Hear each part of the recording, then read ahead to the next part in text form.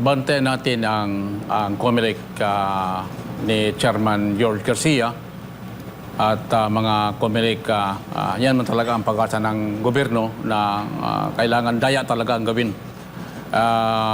May nagsasabi din, nagtanong sa akin, marami daw kung manalo daw sa butuhan, sa kwentahan, talo daw.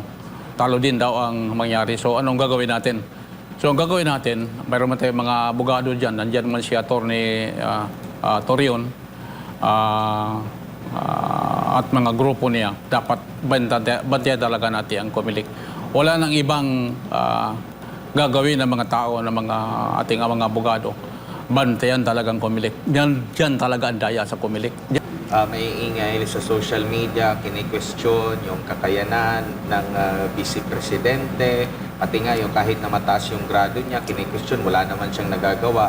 Kayo po bilang kapitan sa loob po na tapos niyo po yung tatlong termino bilang chairman, barangay chairman sa isa sa mga barangay dyan po sa lungsod ng Davao. Parang niyo po bang may kwento, ano bang performance nung siya ay naging alkalde po dyan sa lungsod? Si BP hindi, wala namang pinipiling tao. Kahit sino nagpunta sa City Hall, talagang in-entertain niya. Kahit sino. Sa performance naman, sa mga, when it comes to project dyan sa Davao, ang Davao ngayon, talagang tahimik na tahimik . At makita mo talaga ang isang leader na may tinatawag na political will, talagang sinusunod ng mga tao. At pag sinabi ni Pipinay, itong gawin natin, ito ang gagawin natin, sumusunod yung mga tao. So, sa naging alkalde si BP Inday sa Davao City, walang masabi yung mga tao. Siyempre, kung yung hindi talaga yung taga Manila magpunta ng Davao, kung anong sasabihin, kahit anong sasabihin talaga, hindi talaga maniwala yung mga tao. Kasi yung taga Manila magpunta ng Davao, halimbawa, sasabihin na ang Davao ay matraffic, ang Davao ay hindi tahimik masyado ang Davao, medyo nagkagulo. Huwag kayong maniwala dyan. O, dito sa Manila ang gulo dito. Dito sa Manila ang problema ng mga tao. Yung mga traffic, mass traffic dito sa Metro Manila. Hindi ma-traffic ang Davao City. Normal lang talaga kung may mga issue. Alam mo naman, kung wala kang issue ngayon, talagang gagawa nga ng issue para may mga masasabi ang mga tao. Pero sa totoo lang talaga, 100%. Kaya si BP Inday, sinasabi ng mga tao na dapat tumakbo ng presidente pag manalo na. Baka ito na magbago na ang ating bansang Pilipinas. Huwag kayong maniwala sa mga tao na sasabihin si Marcos sa Mindanao at Visayas malakas. Wala yan. Hindi malakas yan. Huwag kayo, Mr. Marcos, huwag kang maniwala sa mga tao mo. Yan sa Mindanao, sa Visayas. Yung sasabihin talaga ng mga tao mo na malakas kasi tao mo yan . Pero yung ibang tao na pangkaraniwang tao lang ang puntahan ninyo, tanongin ninyo, talagang wala talaga. Makita mo ngayon sa survey. Sa Mindanao alone is nakita ko sa Mindanao, hindi lang sa Davao, Mindanao talaga. Baka 75 to 80% ang rating ni Inday.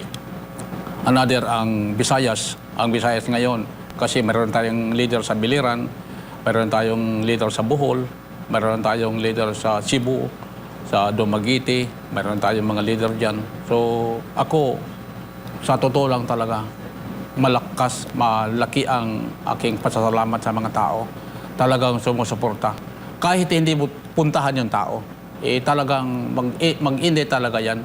Kaya ang ginawa namin, yung mga tao dyan sa Mindanao, sa Visayas, kami for Inday. Anong gagawin namin? Kaya ito ang movement ginawa natin para may lapitan ng mga tao. May mga tao sasabihin na papunta kami sa iyo para tumulong kay BP Inday.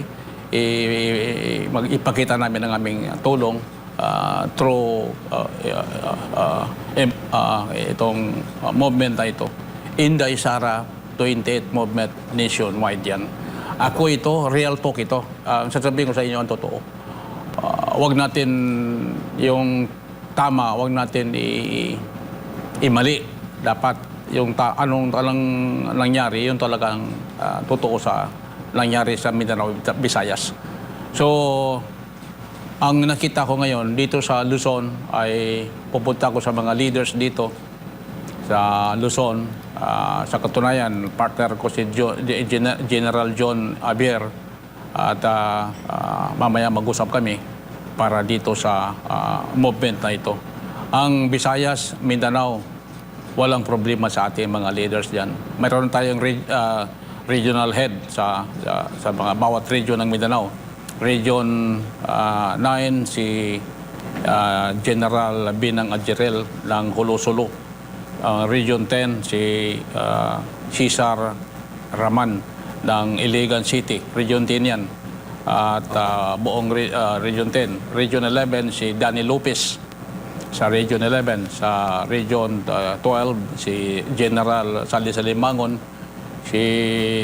Ang Region 13 si Arnie Plaza sa Surigao at BARM si dating board member si Bong Lidasan.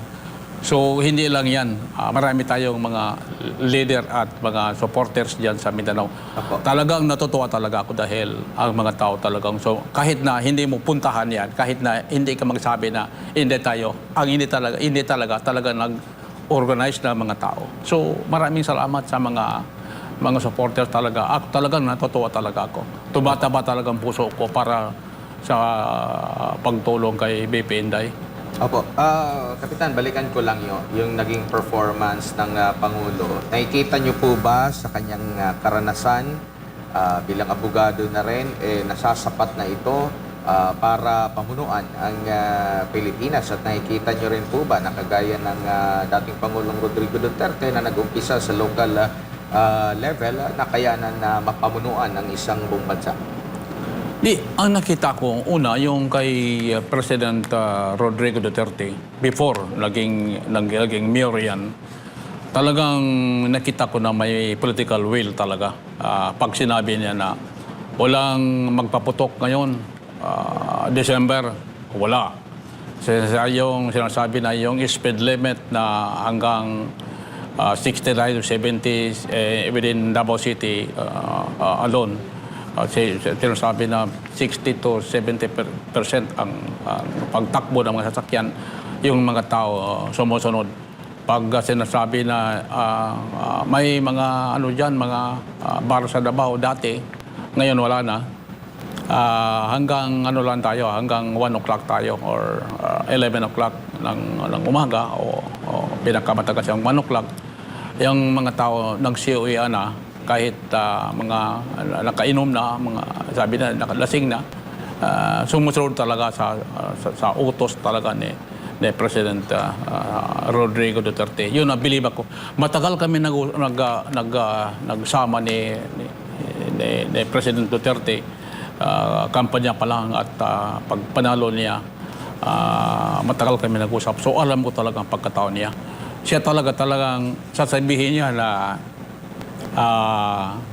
ito ang salita lang yan. Sasabihin na pagbariling kita, lang yan, salita lang yan. Hindi talaga niya gagawin yun. Pero yung sumasakay, sasabihin na pumapatay ng tao. At siguro yung mga problema sa mga tao ngayon, yung may mga problema na halimbawa patayan, i-charge kay President Digong. Yun talaga ang mahirap sa mga tao. At hanggang talagang gagawa talaga ng issue nila, gagawa ng issue para matotoo talaga yung sinasabi. Alam mo, pag anong sinasabi, magbalik-balik yung hindi totoo, nagkatotoo na yan. Kasi binalik-balik na yan, sasabihin ng tao, baka totoo na ito kasi matagal na sinasabi ito. Pero sa katunayan talaga, ganyan talaga si President Digong magsalita. Sa katunayan, mas maganda pa si BP Inday, suntok pa ng tao sa yung tao na talagang matigas ang ulo. Yun talaga. Kasi kung leader ka na, wala kang bayag, wala kang prinsipyo, wala kang panindigan, siyempre, sira ka talaga. Opo. Hindi talaga maganda ang ano mo. Opo. Balikan ko lang po, bilang panghuli ko lang po, Ginoong Mar, no, Kapitan. Dito po sa mga problemang kinakaharap ng ating bansa ngayon, ano pong nakikita ninyo na mga problema ngayon sa bansa na dapat nang matutukan sa lalong madaling panahon kasi lumalala na? Alam mo ang problema dito sa ngayon, ang droga natin. Oo, ang ating peace and order. Ang corruption ngayon ang number one. Ang corruption ngayon kasi kung mag-corrupt ka ngayon, kaalyado ka, hindi ka pwede instruction na medyo ang Pangulo ninyo, pabayaan ka lang. Pero yung mga problema na kunting problema, doon talaga i-focus kay BP Inday talaga. Tulad ngayon, may problema ang ibang bansa. Ano ba ang ginagawa ng gobyerno? Pasyal ng pasyal. Binabaliwala yung problema ng doon sa gitnang silangan. Pero dito sa Mindanao ngayon, sa Pilipinas, ang focus nila, talagang i-impeach talaga si BP Inday. Tulad noon ni kasi taga Davao ako, nangyari kay Pastor Kibuloy. Wala naman talagang silbi yung ginagawa nila. So, yung tao na walang kasalanan, ginagawa nila ng kasalanan. Pero sa totoo lang talaga, alam ko talaga yung pagkatao ni Pastor Kibuloy kasi magkasama kami sa Davao, magkasama rin kami sa Malacanang nung panahon ng Utiking. So, nakita ko man talaga medyo wala na bang problema kung ating pag-usapan ng pagkatao ng tao. Opo. Kap, ang nakikita natin ngayon simula pang umupo ang administrasyong Marcos, tama ho ba? Naniniwala ho kayo na mula ng siniraan, inatake si Vice President Sara Duterte, ay politika na itong lahat at hindi accountability ang habol ng pamahalaan dito kay Vice President Sara Duterte? Sigurado yan. Politika talaga yan. Kasi ang nangyari dyan, sa katunayan, meron namang gipropose nila na iba't ibang uri ng batas na pwede nila kasi ngayon, ang batas natin, gumawa din sila ng ibang batas na sa kanila, yung batas nila. Kung anong gusto nila, yun talaga masusunod. Nakita ko na siyempre politika ang nangyari sa ating bansa ngayon. Lahat-lahat. Kaya nung ako, for Marcos ako dati, dahil kay yung sa Unity. Dati kay BP Inday, nagkasama sila. Ako, ayoko sana tulong kay Bongbong Marcos, pero may kasama sila ni BP Inday, tumulong na lang ako. Pero ngayon, nakita ko talaga, marami ang pwede mangyari at pwede natin pag-usapan yung mga problema ng Malacanang ngayon ng Pilipinas. Dami talaga ng mga problema na dapat natin solbarin yan. Siguro maano lang yan, matapos na yan pagkatapos ng 2028. Kayong mga laging tumitira kay BP Inday, pagdating ng 2028, magtako na kayo.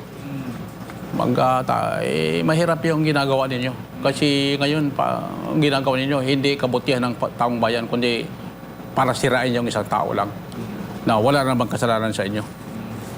Opo. Ayan. Huli na lang, Kap, ano ba yung mga dapat bantayan ng taong bayan ngayon? Lagi nating sinasabi, yung maraming supporters, no? Maraming sumusuporta nga dito kay Vice President Sara. Pero merong ilan din nagsasabi pagdating sa eleksyon, ang COMELEC naman, pinagdududahan. Ano ba yung huling mensahe nyo para sa ating mga kababayan ngayon? Totoo yan. Dapat bantayan natin ang COMELEC ni Chairman George Garcia at mga COMELEC. Yan man talaga ang pag-asa ng gobyerno na kailangan daya talaga ang gawin. May nagsasabi din, nagtanong sa akin, marami daw kung manalo daw sa butuhan, sa kwentahan, talo daw. Talo din daw ang mangyari. So anong gagawin natin? So ang gagawin natin, mayroon man tayong mga abogado dyan. Nandyan man si Atty. Torion at mga grupo niya. Dapat bantayan talaga natin ang COMELEC. Wala nang ibang gagawin ng mga tao, ng mga ating mga abogado. Bantayan talaga ang COMELEC. Diyan talaga ang daya sa COMELEC. Diyan talaga ang mga problema sa COMELEC. Kaya ngayon ang gobyerno, kahit na takilid na sila, sabihin na malakas kami dahil baka diyan sa COMELEC nagasa. Opo. At may upcoming atang event po kayo, kung hindi ako nagkakamali. Kap, pwede niyo pong i-promote sa ating mga kababayan, bigay niyo pong alam sa ating mga kababayan na nanonood po sa mga oras na ito. Baka ngayon mag-usap kami ni General John Javier. Mayroon kami ditong meeting sa Manila at mga leaders sa Manila. Gusto talaga namin na kasi ang labanan dito sa Manila talaga sa Luzon. At kung hindi ko nagkakamali, sa March 11, meron din ho ba kayong event? March para 11. Kay former President Rodrigo Duterte, kasama ho ba kayo? Sa March 11 din, mayroon. Tapos mayroon din sa Davao. Na narinig ko sa Davao na papunta yata si BP Inday sa San Pedro Cathedral. At mga kagrupo ng movement natin, kasama si Ruben Gonzaga, ang Vice President sa movement natin, Inday Sara 28 Movement nationwide, pati si Baser Cabrera, ang ating National Parallel, at saka si Tats Maligwat, ang treasurer ng ating movement. Marami tayong mga opisyal ng movement na dadalo sa March 11 kasi nandoon si BP Inday. At marami pang mga okasyon o mga programa pa dito sa Metro Manila. Oo, kasi ito yung araw, March 11, isang taon. Paggunita ng isang taon nga ng pagkaka-aresto kay dating Pangulong Rodrigo Roa Duterte dyan po sa ICC. Nationwide itong event na ito, Kap. Nationwide. Marami pong mga supporters ng dating Pangulo, ng mga Dutertes, makikisa po sa paggunita at pag-obserba po nitong event, upcoming event this coming March 11, 2026. Ipaabot lang natin sa publiko at sa taong bayan na sana safety lagi si dating Presidente Duterte. Kasi nung malapit na sila mahuli ng nila General Torre, nagkita kami sa airport. Sabi sa akin, Mar, antay lang natin si BP Inday kung anong plano niya. So, yun ang nasa isip ko na kailangan talaga na panindigan ko ang sinabi niya na talagang antay natin si BP Inday kung anong plano niya. So, yun ang pumasok sa isip ko na talagang tumulong at mag-organize kaagad ng Inday Sara 28th Movement Nationwide. Dati na akong nag-organize kay si President Duterte before ni Rodi, yung Duterte for President 2016 movement. So nag-start kami 2014. Ngayon naman nag-start kami para kay BP Inday 2024.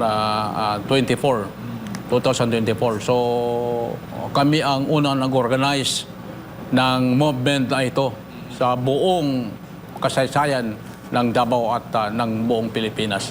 So kami ang nauna talaga. Kung mayroon pa diyang nag-organize na iba, siguro sa kanila na yan. But kami ang the original na talagang, kasi probe na tayo. Dati tayo kay President Duterte, ngayon kay BP Inday. At matagal na kami talagang nag-organize niyan.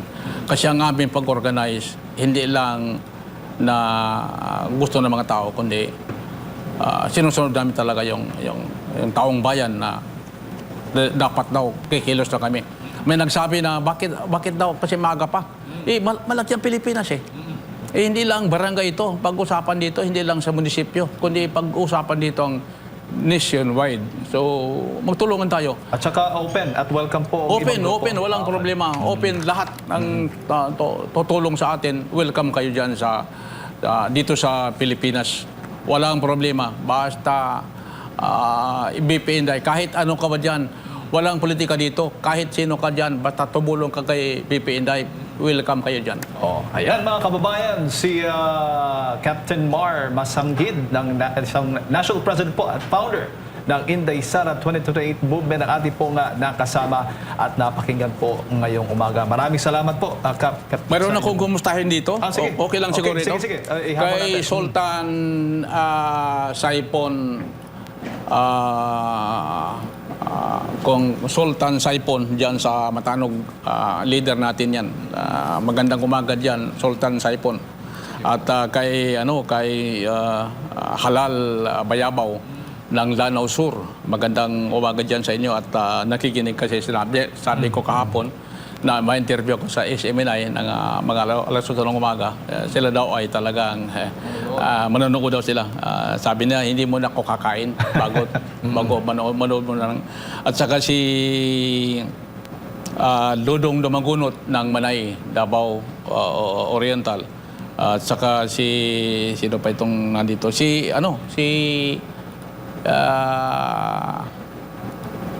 Tom Lucas Nandang. Tom Lucas Nandang ng Kabuntalan, Maguindanao del Norte.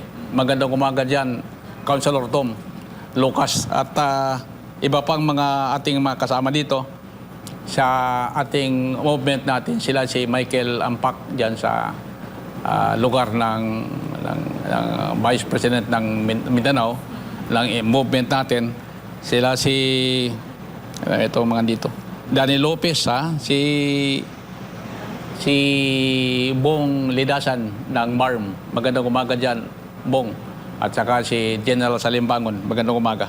At kumusta kayo dyan sa lugar ninyo? At si Karen Bukol, yung kapatid yung kapitan na pinatay sa Digos. Ngayon ay chairman ng Davao City, ng Digos City. Marami tayong mga nanonood dyan sa lugar ng ating magkababayan dyan sa Mindanao. So, ito lang siguro. At dyan si Jojo Kapakog at si Yuli, Mrs. Magandang umaga at sana ay pati Ibyang sa Ubalde. Magandang umaga dyan sa iyo, Ibyang. At iba pang mga lugar ng Mindanao. At ako, papasalamat sa inyo dahil ako ay binigyan ninyo ng pagkakataon para magpaliwanag sa taong bayan. Ang sinasabi ng kabila na taong bayan sila lang. Dito ay taong bayan talagang kalahatan talaga. Taong bayan talaga. Pasensya na kayo at sinabi ko yung totoo talaga. Talagang real talk talaga ako. Real talk. Maganda yung sasabihin natin yung totoo para sa kalaman ng mga ating mga kapwa Pilipino.